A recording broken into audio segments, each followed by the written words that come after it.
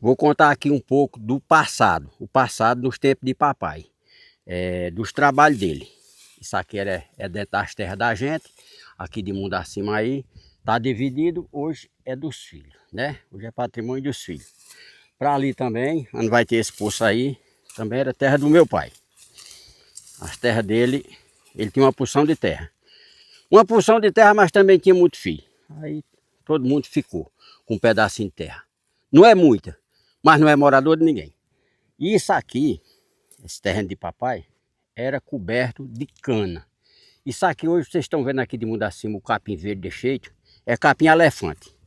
Mas na época o capim era só nos acres, mas fora da vagem, fora do baxi. O baxi era cana, cana e cana muda. Aqui tinha duas qualidades de cana, que era a cana que ele lavrava mais aqui, era a cana cambatória e a piojota. Cambatória e piojota, essas duas qualidades de cana. A piojota é uma cana amarela dura que é uma beleza, mas dá uma garapa de primeiro e um doce de ótima qualidade. Aí as vagens eram completas de cana. Aí tinha água corria dentro, porque isso aqui é que nem um rio. Quando os anos era bom, você sabe que os anos bons para trás, chovia muito, era ano bom de inverno, e quando chovia as terras ficavam alagadas, nós estamos agora em setembro. Quando o tempo é bom, aqui está molhado ainda de você plantar e nascer os capim tudo verde, porque o ano foi bom. Mas quando o ano é ruim, fraco, de chuva, que isso não só acontece na região Nordeste, em todo canto do Brasil é caruava, há ano seco, e aqui no Nordeste é mais caruava ainda. Aí o que é que acontecia? Quando dava o corte na cana, aí tirava aquela paia de dentro da cana todinha para a cana brotar de novo. E todo ano tinha moagem, que a cana, todo ano ela tem moagem.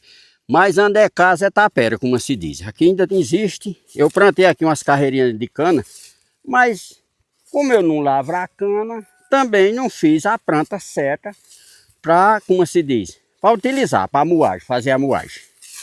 Mas sai, a terra ainda dá cana. Isso foi plantado ano passado, aqui umas canazinhas, que eu digo eu vou plantar. Se eu digo a meus meninos, eu tenho conversado mais meus meninos é muito, aí eu digo a eles. Eu digo, olha, que eu fosse mais novo, que nem vocês são, eu ia montar aqui, que acabou, não tem na minha região. Aqui por perto ainda tem a tradição, mas aqui não tem mais. Um engenho de rapadura, de fazer mel, rapadura fininha e batida. Porque era uma festa quando começava essa época de moagem no Nordeste, no mês de agosto, que é o mês das moagens. São João Santana, quando é agosto, setembro, até outubro o pessoal está fazendo moagem. Fazer moagem é festa. O Nordeste é uma festa. Quem mora no Nordeste e sabe o que é o engenho que eu estou falando, sabe que quando começa a moagem é uma festa. O cara vai dizer, rapaz, vamos lá para o engenho de fulano que ele está moendo essa semana. E eu vou até fazer umas visitas aos engenhos aí, porque é meu sonho aí gravar um engenho, e eu vou gravar. Aí aqui tem as canas, a cana não saiu muito, mas é a cana. Aí qual é a cana cambatória? Essa daqui, ó. Essa aqui é a cana cambatória. A piojota não tem não, mas a cambatória tá fininha, ó. Isso quando ela está defeita assim, o guará adora, ama. Porque o guará estraga muito a cana. Ele vem à noite, ele mói mesmo. O guará ama a cana. Aí a moagem, quando começava a moagem, aí voltando para papai. Quando começava a moagem, aí papai dizia, chegava o dia 1º de agosto, aí papai dizia, ei, vamos tirar a lenha para fazer o engenho, para funcionar o engenho. Tirar 25 a 30 carros de lenha, carro de boi, apipado. Para moer. A moagem de papai, quando ele virava, era de 15 a 22 dias. 3 semanas, 15 dias, 22 dias. Quando a cana estava boa, de ponta a ponta no baixio, nós ia para 22 dias. Quando a cana tinha uma área fraca, aí ele dizia, nós só vamos moer 15 dias. O resto da cana que tiver mais fraca, a gente vai deixar para fazer a alimentação para o gado. Que ele criava também, uns bichinhos também. Aí pronto. Você para enfrentar uma moagem dessa, tirava 30 carros de lenha, colocava lá, usava pé e paro para começar a moagem de cana.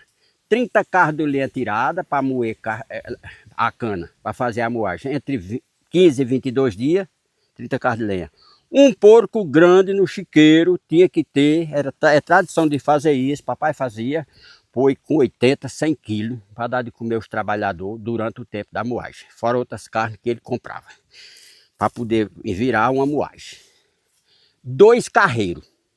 2 cabas carreando daqui para o engenho que dá, quando ele levava daqui, o engenho do finado Vicente Cândido. Era o vizinho de terra de papai e ele era o dono do engenho. O que era? Alugava-se o engenho, ou se pagava em dinheiro ou em rapadura. A pessoa era quem sabia como era que queria pagar, que ele era um homem de toda a acordo. Ele dizia, seu Severino, só quem sabe.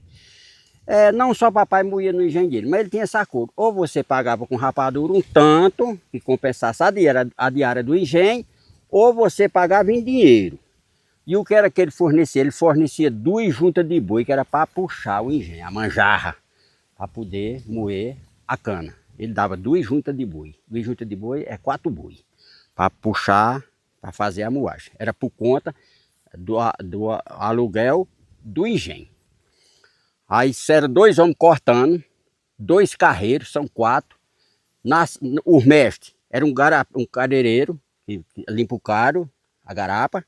O mestre, que é quem fabrica a rapadura, e o foguista, que é quem coloca fogo. Que era o serviço mais pesado que existia, é o foguista, o dia todo em quintura. Quer dizer, 2 carreiros, 2 cortadores e 3 na moita. E 3 na fabricação da rapadura. Já são 7. E na moita, servando cana e um bagaceiro. 7, 8, 9 pessoas. E na vaiana a cana lá, uns 4 ou 5. Como é que eram as coisas? Hoje ninguém faz mais isso, não. Hoje eu tenho certeza que ninguém faz mais isso, não. A gente chegava no engenho, aí chegavam os carros de cana para navaiar, tirar a pá e tirar a bandeira da cana. Muita gente vinha ajudar, a troco de levar um feixe de ração para os animais. Eu vim dar uma ajuda aqui para eu levar uns 2 feixes de bandeira de cana, para dar aos meus animais. Aí dizia, pode levar. Era assim que funcionava o engenho. E outra coisa, aquela tiborna que você chama essa tiborna, a limpava o caldo, aí sobrava aquela tiborna, aquela coisa que não prestava, aí você botava lá num canto. Tinha um canto de colocar aquilo ali, que era para encher as latas para você dar aos animais, os porcos, para criar porco, a tiborna, que não prestava para fabricar a rapadura.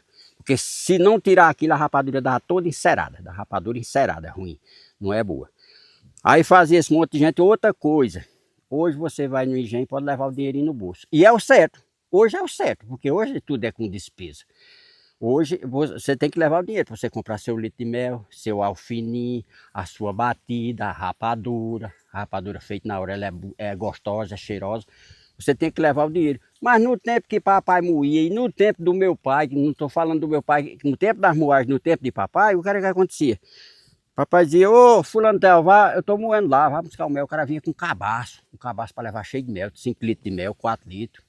De 5 litros de mel abaixo dava a todo mundo que chegava lá. O cara ia, vou dar uma ajudinha.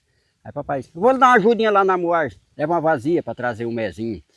Aí ali tinha um mel normal, tinha um mel de dedo, existe, quem moe cana aí sabe do que eu estou dizendo, tem o mel de dedo. Por que é o mel de dedo? Porque ele é um mel bem grosso, você enrolava no dedo, ficava aquela bola assim. Era tempo de moagem, tempo bom. Aí papai moía, ele lavrava muita rapadura. Quando nós terminávamos a moagem, desse baixinho todinho aí, que tá vendo aí, que hoje é coberto de capim. Quando nós terminávamos a moagem, aí papai, aí ele notava, todo dia a rapadura que saía, ele notava num caderno. Aí ele dizia, pronto, a moagem encerrou, nós saímos com 2.800 rapaduras, 3.000. Ele não vendia a primeira. Papai nunca vendeu um costado de rapadura. O que é um costado de rapadura? É um garajá. O que é um garajá? É um fardo de rapadura com 100 rapaduras. Fazia, empacotava ela na paia da cana, 100 rapadura é um fardo de rapadura. Aí ficava aquela rapadura lá, ele dava, mas nunca vendeu. Era para dar a trabalhador, para ter fartura em casa. Na hora que terminava a moagem, encerrou a moagem. Ele disse para não parar. Aí tinha a esposa, que é a minha madrasta, que era Lude. Ele dizia, ô Lude, terminou a moagem, mas nós já estamos na luta da moagem. Vamos logo fazer a farinhada. Vamos logo desmanchar aí, vamos logo arrancar uns 5 ou 6 carros de mandioca para nós fazer a farinha. E fazia. E entrava já no serviço. Aí já com menos despesa, porque já era menos gente, era 2 pessoas arrancando, a rapadeira de mandioca vinha rapar, vinha para uma amizade, contar a história, brincar, todo mundo. Era uma festa, uma rapaz de mandioca. Porque não tinha energia não, Pegava um monte de mandioca desse tamanho, tava num canto, tava uma luz em cima e todo mundo contando uma história, outro contando uma história de malação, outro contando uma história de fulozinho, outro contando uma história do outro, contando uma história de namorado, rapaz e moça conversando, meio mundo de velho contando pabulagem, meio muita pabulagem, dizendo que já fui isso, já fui aquilo. É uma festa. Sem energia, mas era uma festa. Aí fazia 15, 16 sacos de farinha. Aí lá em casa tinha uns bancos grandes assim, aí ele colocava aquele saco de farinha em cima dos bancos, ia os garajal de rapadura num canto e fechava o armazém. Nunca vendeu. Papai nunca vendeu um saco de farinha a ninguém. E onde ele tiver, Deus já levou ele, onde ele tiver, ele sabe do que eu estou falando. Ele nunca vendeu um saco de farinha, nunca vendeu uma cuia de farinha. Agora quem precisava ele dava. Papai nunca negou nada a ninguém. Milho e feijão, o lavrador grande era papai de milho e feijão. Feijão macaça, que na terra da gente é o feijão macaça. E milho. Papai chegou a hora dele ter, quando ele abriu um depósito de milho, estava com 3 anos que ele tinha botado milho naquele depósito, lacrado com cera de aveia. Lacrado com cera, milho, chegava aquele milho cheiroso, dava um xerém, menino. Para buscar um xerém para o cara fazer para comer com leite. Aquele xerém cheiroso, de milho velho, guardado no depósito, que papai tinha um dizer. E disse muitas vezes a eu e a meu irmão, meus irmãos mais velhos: ô meu filho, o dinheiro de pobre, garrote de pobre, negado no curral não. É depósito cheio de legumes dentro de casa para não passar fome nem necessidade. E dá quem tem precisão. Papai foi desse jeito. Um homem trabalhador, que ele lutou muito pela vida.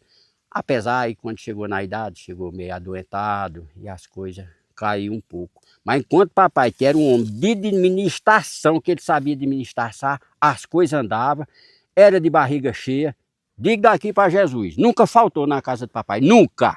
Nunca faltou 4, 5 vacas de leite no curral. E também nunca faltou o trabalhador trabalhando para ele. O cara chegava e dizia: ô seu Severino, mas não para o meu serviço não, eu estou tão precisando de um dinheirinho. Aí ele dizia: mas o Vicente Lopes, tanta gente que trabalhou para papai, se eu for dizer aqui, é meio muita gente que trabalhou na época. Mas eu não tenho serviço para fazer não, mas vamos fazer agora. Papai inventava um serviço. Ele inventava um serviço, inventava de tirar as paradas de cana de um canto, botar no outro, de fazer uma seca, de remontar uma seca, de fazer seja o que for. Tirar uma terra de um açude, furar uma cacimba. Papai foi um homem batalhador. E voltando para trás, é o que eu disse, e diga a meus filhos: se eu fosse um cara mais novo, se eu fosse um homem mais novo, tinha coragem de montar um engenho na região, para ficar a marca ainda, para saber, e meus filhos saber, meus netos, quem vier daí para frente, saber como era que era. Que é tradição que está se acabando. Aliás, já na minha região já acabou isso aí. Aí tem muita gente aí já me chamando, que está moendo para eu ir gravar o que é o engenho de rapadura, como é que é, a tradição de nós. Porque muita gente da minha idade, claro que sabe. Aí até dizer: mas rapaz, está contando uma história que nós já sabemos. Se você tem a minha idade, você sabe.